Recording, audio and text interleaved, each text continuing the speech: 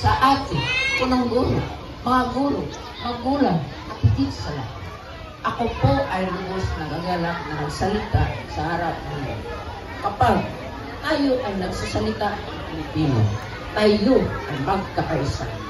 Walang mayaman o mahirap o taga-baryo. Tayo lahat ay Pilipino. At sa itong pagkakaisa, tayo ay mas magalakas. Mas lalim ang ating pagmamahal sa ating bahay. Kaya, mga kabataang bulag ko, gamitin ang ating boses para buhayin ang ating wika. Awitin ito, isulat ito, ibabaghagi ito sa social media, ituro ito sa mga mas bata, at higit sa lahat, ipagmalaki ito para sa ating wikang Pilipino. Maraming salamat po. At mabuhay ang wikang Pilipino. Mabuhay ang wikang pambansa.